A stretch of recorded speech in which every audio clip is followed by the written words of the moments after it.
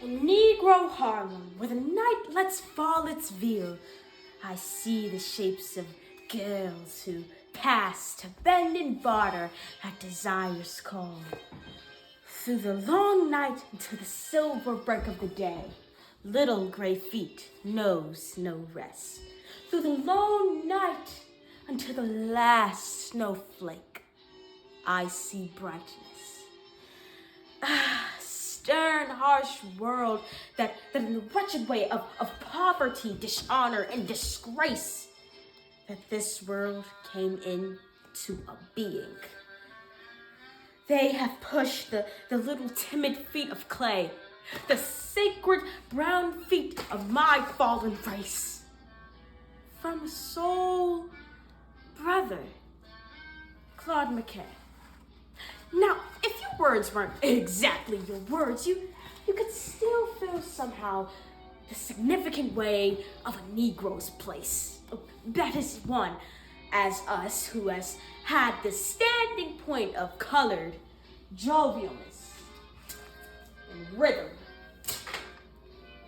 You could say that this Harlem Renaissance was somewhat of our refreshment.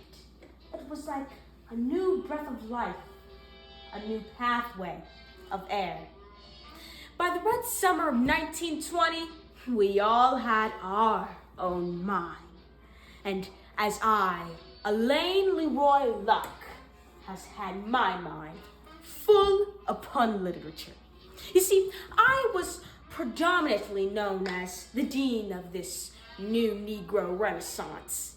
See, in our Harlem Renaissance, we had started to honor the forgotten, the forgotten souls, the forgotten art, the forgotten music, the forgotten coloreds.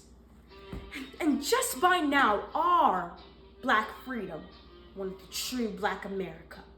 And just by then, the South had become the escaping target to a new freedom as the coloreds transported to the North, regarding it as a somewhat safe haven.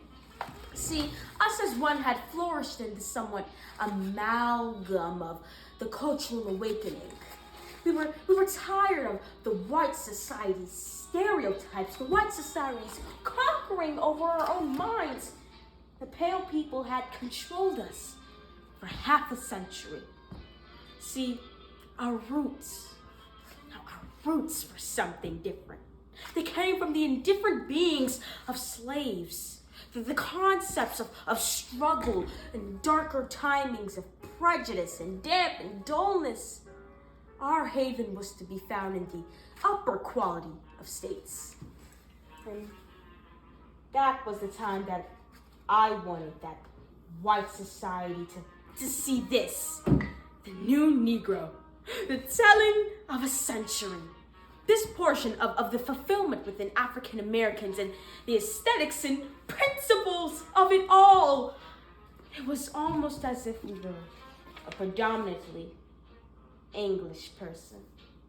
Primarily, it was the center of literature that I wanted not to lag in Black unification, of course. The new Negro had become the arc within a moral universe. It became much of a surprise to the diverse America. At first glance, each and every one of us were to be in the depths of literature and English learnings, of course, but to our second glance, our state of mind was in recognition of emotional learnings. Theater, art, politic refreshment, Garveyism, communism, a soul mind of poetry. All the aspects I could find within these movements may have been provided within the resting hearts of Brother Langston Hughes. The astounding and profound writings of Zora Neale Hurston. The tellings of Mr. Marcus Garvey. And the inner mechanisms of our Black innovators.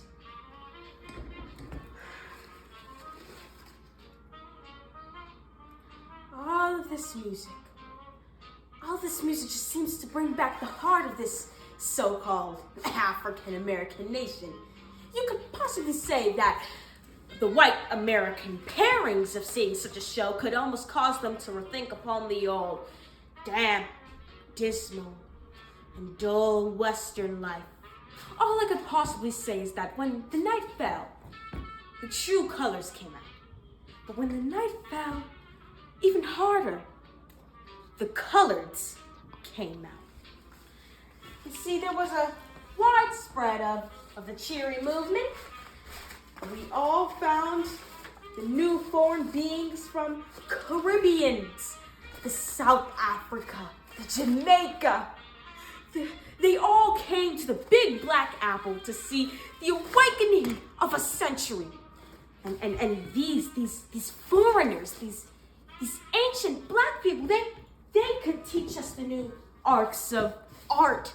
They could teach us acting, dancing, new black languages. Those who relatively had a sacred place may have came from such a country. From Jamaica, Claude McKay. Garvey from Jamaica. A different revolutionary sister, Hermina Huswad, from a relatively Caribbean country. However, we couldn't always say that the foreigners could have such a regarding standing point in such a renaissance. The cheery movement spread from DC, Chicago, Louisiana, many of whom were just so amused by the name of it. The Harlem Renaissance could be such a catchy name for such pleasure in one. Musicals like Shuffle Along are such as Ironers from the great Jacob Lawrence, music from the Duke or Armstrong, politics from the professional beings of revolutionaries and advocates for black freedom in the human form, of poems. And you can take my word that our mission is from the bright livelihood in being to the word of God. And no matter how you say it, the 20s could never have had such a black heart of consistency. At least it was. After each night of an everlasting movement came mid-season of 1930. Stock markets collapsed, fell, destroyed. There was no financial hope in the future. No jobs, no equality, no food, no light.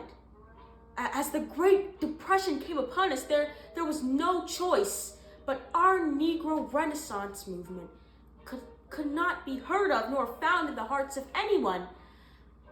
But it could still be reminded through that cultural speaking you could hear in the wind.